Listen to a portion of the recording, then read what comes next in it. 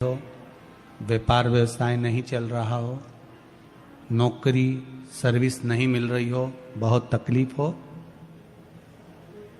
7 बेलपत्री केसर को घिसकर चंदन बनाकर बेलपत्री पर बीच वाली पत्ती पर ओम लिखना है। दोनों पत्तियों पर भी एक आद्यशक्ति जगदम्बा के नाम की केसर की बिंदी लगाना है, दूसरे में श्री गणेश रिद्धि सिद्धि के नाम की बिंदी लगाना है। शिव जी पर समर्पित करते जाना,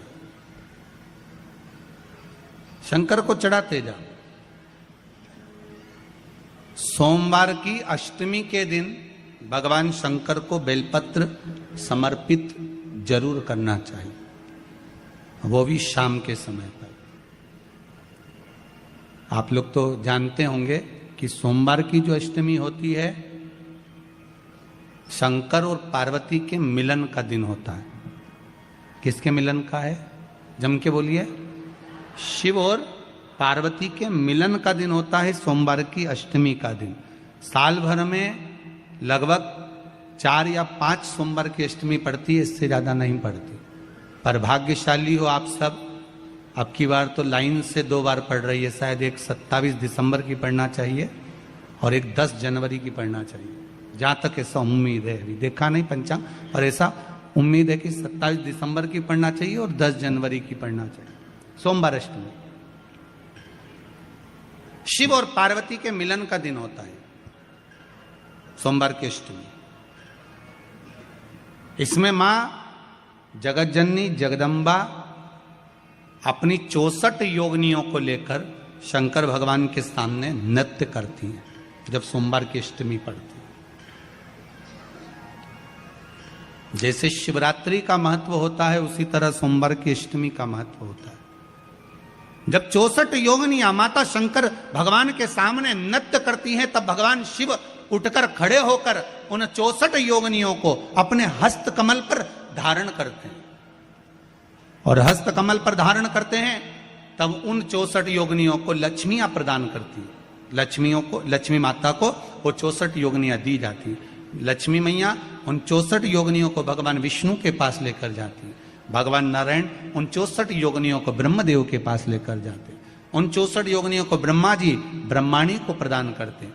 ब्रह्माणी उस 64 योगिनियों को ले जाकर मां जगतजननी आद्यशक्ति को देती है। आद्यशक्ति उन 64 योगिनियों को ले जाकर शिव को समर्पित करती है। शंकर भगवान की कथा कहती है, सोमवार की अष्टमी पढ़ने वाले दिन अगर बेलपत्र पर केसर का भाग लगाकर ओम लिखकर केसर का ही तिलक लगाकर मां आद्यशक्ति गणेश जी रिद्धि सिद्धि के नाम से 7 बेलपत्र शिव को समर्पित कर लाल वस्त्र में उसको बांधकर, जिसका व्यापार व्यवसाय या नौकरी सर्विस नहीं हो, बहुत कष्ट चल रहा हो, बहुत जिंदगी में दुख चल रहा हो, उसको 2-1 महीना रख कर देखो, बाबा लाइन लगा देगा आपकी संपदा की ओर, आपका हाथ पकड़ लेगा। सोमवार की अष्टमी शिव को रिझाने की होती है, भगवान शंकर को मनाने के लिए, शिव को प्राप्त करने का एक साधन है। जिन लड़का लड़कियों का विवाह नहीं होता, सोमवार के अष्टमी के दिन अशोक सुंदरी वाली जगह, सबको मालूम है ना अशोक सुंदरी की जगह, अशोक सुंदरी वाली जगह पर 7 हल्दी की बिंदी रख दी जाए। लड़का लड़की जिसका विवाह नहीं हुआ उसका हाथ रख दिया जाए और वही हाथ के छापे पीपल के वृक्ष पर 5 लगा दिए जाए। महाराज 3 महीने में उसका विवाह पक्का हो जाता है। सोमवार की अष्टमी का इतना भाव है महाराज, सहज नहीं है सोमवार की अष्टमी। शिव और आद्य शक्ति का मिलन है सोमवार की अष्टमी। भगवान शंकर और पार्वती का मिलन। ऐसी कौन सी कामना है जो शिव पूर्ण नहीं करते? बस आपका विश्वास, आप उस पर भरोसा करना तो पूर्ण करना। पूर्ण भरोसा मतलब छोड़ दिया। पूर्ण भरोसा मतलब शंकर जी के मंदिर में नारियल नहीं फूटता है क्या? नहीं, क्योंकि पूर्ण समर्पित होता है। शिव जी को आधा चावल का दाना भी नहीं चढ़ता, पूर्ण चढ़ाई है। शिव जी को आधा फल नहीं चढ़ता, पूर्ण चढ़ता है। श्रीफल भी चढ़ेगा तो पूर्ण चढ़ेगा। शंकर भगवान के पास में आधे का कोई काम नहीं है, उनको पूर्ण समर्पण चाहिए। आपका पूर्ण समर्पण अगर आप दोगे तो शिव उसको स्वीकार करेगा। शिव जी पे विश्वास कितना करना चाहिए। कई लोग पूछते हैं महाराज जी आप बताओ शंकर भगवान पे विश्वास कैसे करें। तो हमने कहा जैसे पायलट पर करते हो वैसे भगवान शंकर पे करो। जैसे ट्रेन में बैठते हो तो ट्रेन चलाने वाले ड्राइवर पर करते हो, ऐसे शंकर भगवान पर करो। बस में बैठते हो तो बस के ड्राइवर पर करते हो, ऐसा भगवान पर करो।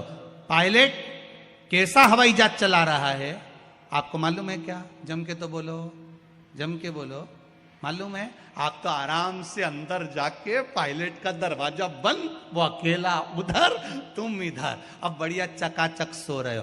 तो पायलट पर विश्वास किया कि नहीं किया कि वो कहाँ ले जा रहा है, कैसे चलाएगा, क्या करेगा? ना तो पायलट दिखे ना आगे का दिखे, तुम्हें तो बादल ही बादल दिखे। बोलो सही है कि गलत है? इसके सिवाय कुछ दिखे तो तुम तो बिल्कुल अंधे भक्त बनकर बैठ गए कि पायलट चला रहा है, अपने को क्या करना। और मैं नाम बोला जाता है कि आज ये पायलट फ्लाइट को चला रहा है, बस उसी तरह तुम अंदर जाके बैठ गए, अब पायलट लेकर जा। उसी तरह ट्रेन में आराम से सो रहे, वो अकेला बेचारा ड्राइवर बटन दबाए, ये दबाए, सिग्नल नहीं देखे और तुम्हें निपटा दे। तो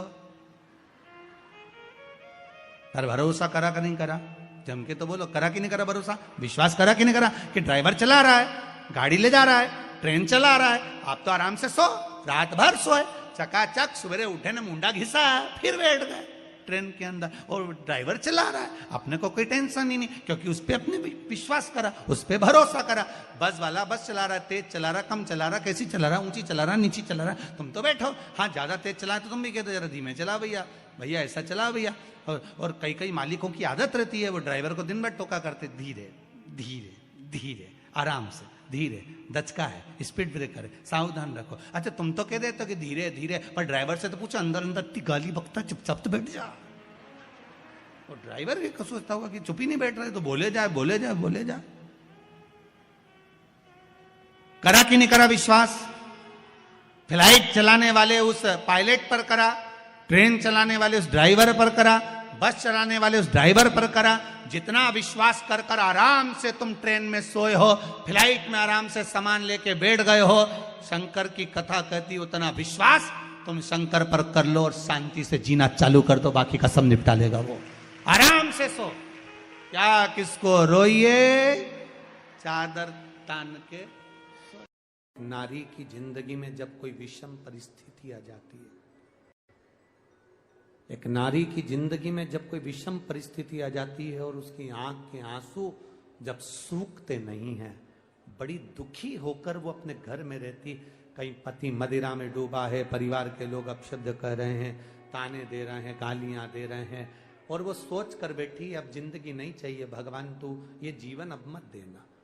जिसकी बहुत गति बिगड़ी किसी नारी की जिंदगी जब इस तरह से जी रही होती है, शिव पुराण कहती है केवल एक चावल का दाना, एक अक्षत, एक बेलपत्र और एक पुष्प की, लाल पुष्प की पंखड़ी, जो सोमवार की अष्टमी के दिन मां मालिनी के नाम से, मां गौरा के नाम से, आदिशक्ति के नाम से, 3 नामों का स्मरण कर कर, मालिनी, मां गौरा, आदिशक्ति का स्मरण कर कर जो अशोक सुंदरी वाली जगह पर समर्पित कर देती है नारी, उसकी जिंदगी से दुख समाप्त हो जाता है और वो खुशी की ओर अग्रण्य हो जाता है। मां मालिनी कोई साधारण नहीं है, गजमुखी है ये, जिसके मस्तक, जिसका शीश गज का है, साधारण नहीं है ये। मत्स्य पुराण कर रही है, विष्णु धर्मोत्तर पुराण कर रही है, और नव दुर्गा उपनिषद कह रहा है, ये मालिनी मां कोई साधारण नहीं, उसका नाम का स्मरण। हमारे एक नारी बहुत कष्ट की अगर जिंदगी जी रही है तो उसको एक बार अपने जीवन में उपाय करना चाहिए, उसको जीवन में एक बार मां गजमुखी मालिनी का स्मरण करना चाहिए, उसकी भक्ति कम नहीं,